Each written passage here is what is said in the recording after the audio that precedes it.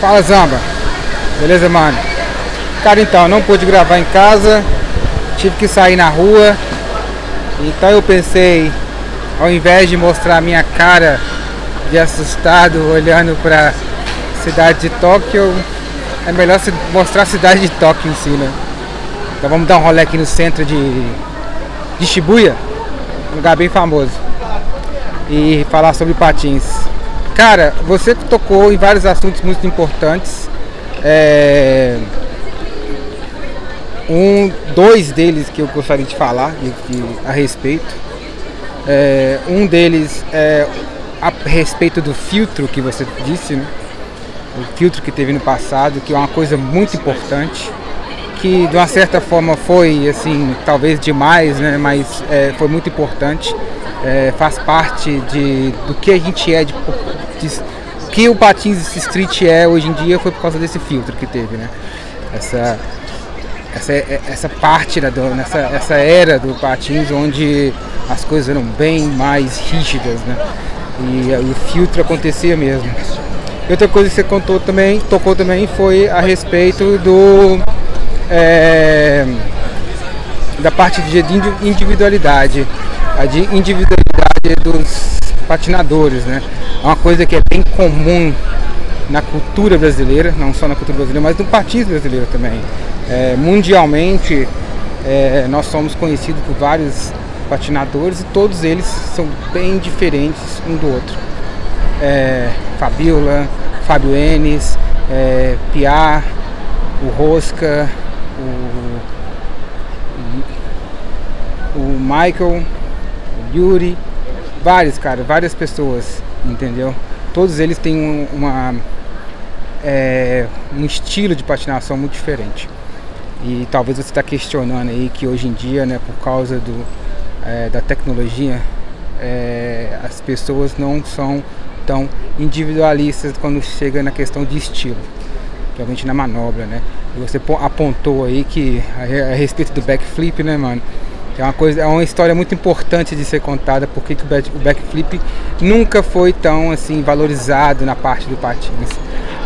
Mas hoje em dia, às vezes, né, ele fica sendo valorizado, mas normalmente não é. E tem um porquê também, as coisas não acontecem do nada, né? Então a parte do filtro primeiro, cara, foi uma parte muito importante que você tocou, porque é uma coisa muito natural, igual você mesmo disse aí, né? A coisa é uma metamorfose, cara. Então quando é metamorfose, as coisas têm uma tendência a virarem, né, a seguir um certo rumo, e depois ela vai e volta de uma certa forma, né? E aconteceu que o patins foi o seguinte, que o nível chegou a tão absurdo de muita gente estar andando muito bem, na minha opinião, que se você, cara, não mandasse uma coisa bem, tipo assim, incrível, você não era notado. Você simplesmente não era notado. As pessoas não sabiam quem você era. Você tinha que ser realmente, assim, literalmente se jogar, né? E ainda mais com só a grana rolando solta naquele tempo, né? Eu falo mais por volta dos anos 2000 ali, foi quando realmente tinha muita coisa acontecendo, muito campeonato, o ASA, o X Games. Foi quando realmente as pessoas começaram a aumentar o nível do patins de uma maneira tão absurda que era difícil de acompanhar. Então, assim, esse filtro foi muito importante e foi natural também de acontecer. Tudo na vida, se você começa a ter muita gente praticando e ter... Peraí que eu vou pro lado de cá então. Vou pro lado de cá mesmo. Tem muita gente, mas dá pra poder passar.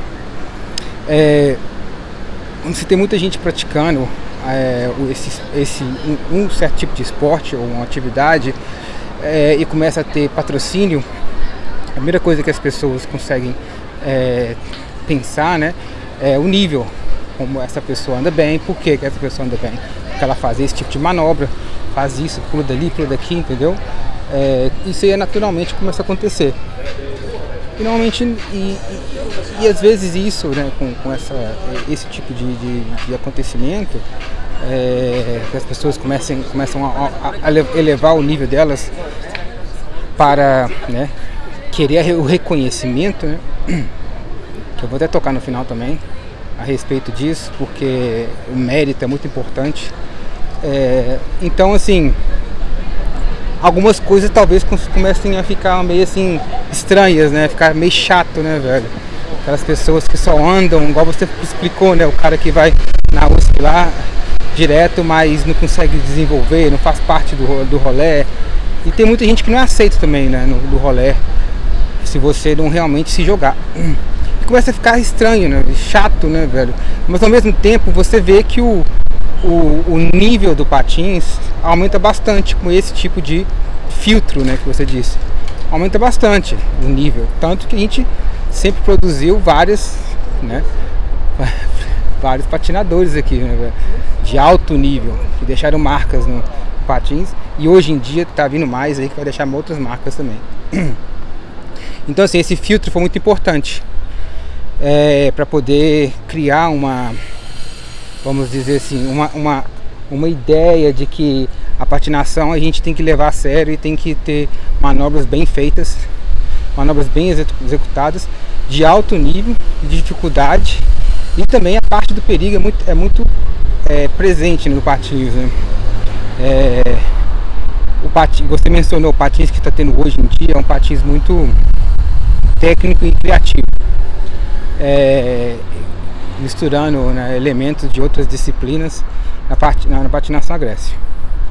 E isso já existiu no passado de uma certa forma. O começo do patins foi assim, porque não tinha, né, velho? Não tinha assim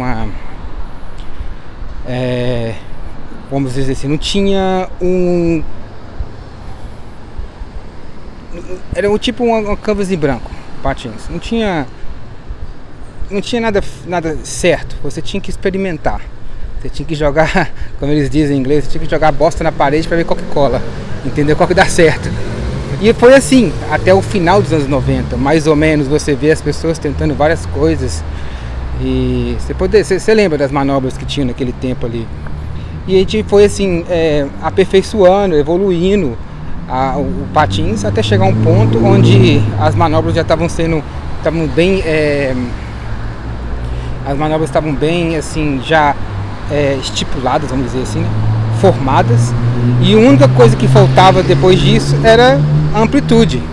Então vamos aplicar essas manobras que a gente aperfeiçoou aqui no lugar mais difícil possível, da maneira mais absurda possível, porque assim você vai conseguir passar o filtro que você mencionou, e você vai conseguir passar desse filtro e conseguir um patrocínio, conseguir alguma coisa. Isso é uma coisa natural de acontecer, né? Então essa evolução foi muito importante, que a gente chegou no topo, a gente fez coisas, fala a gente, né, um patinador, a gente fez coisas que, cara, eu acho que vai ser difícil de ser feito hoje em dia, entendeu? Da maneira que foi feita no passado, né? E com isso tudo, essa conversa toda assim, né, desse filtro, que eu acho que o que fazia o filtro naquele tempo mostrava pra gente o mérito.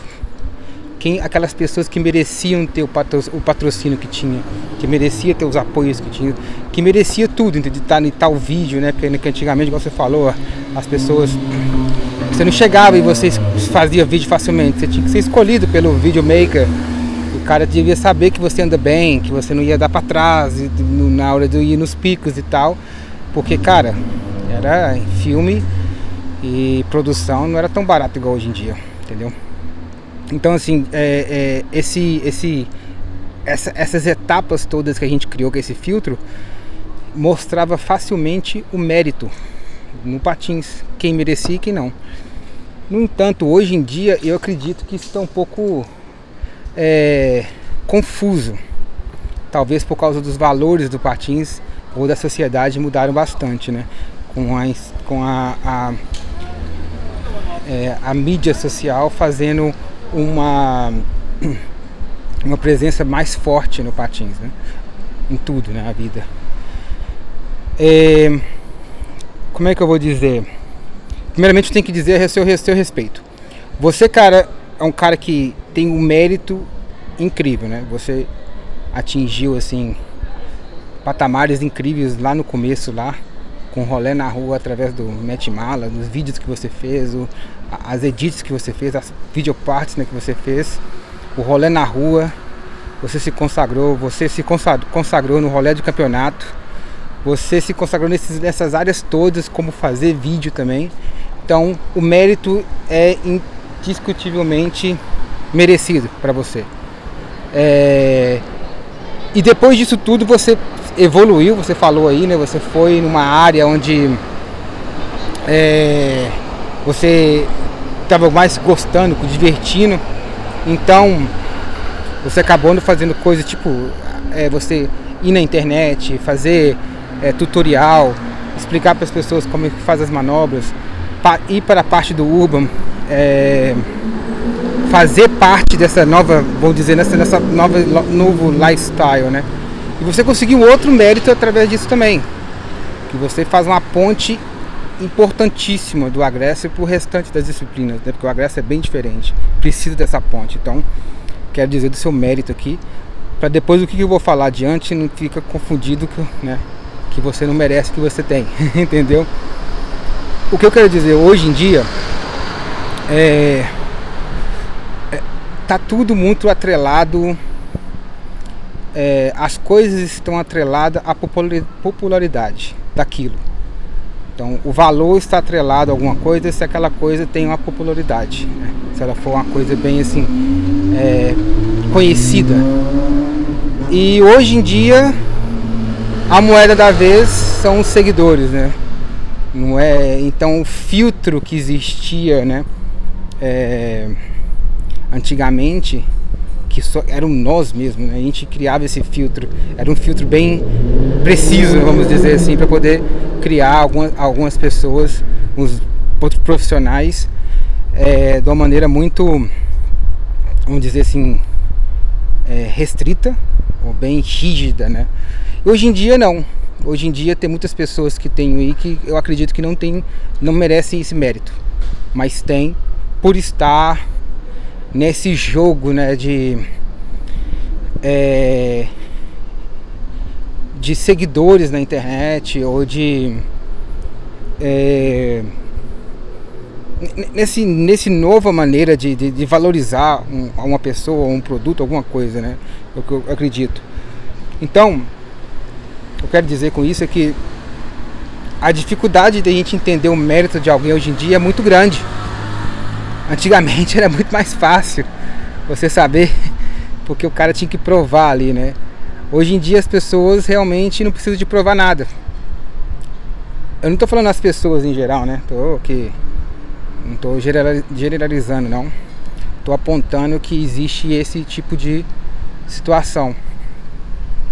E como você, né, veio desse mundo real que a gente viveu, tanto eu quanto você, e tem esse mérito todo, e depois passou para esse mundo novo, que é muito difícil de se lidar, mas mesmo assim você se deu bem, você não se vendeu, você continua sendo o mesmo cara que sempre foi, passando, né, a palavra, né, velho, do patins para frente da maneira mais eficiente possível. E eu acredito que você vê o que eu tô vendo, essa parte de mérito. Posso estar enganado. Então a questão seria como a gente lida com mérito hoje em dia. Quem merece as coisas? Quem merece ser patrocinado, quer dizer? E quem merece simplesmente ter um apoio? Tá muito confuso hoje em dia, hein? Eu penso muito nisso.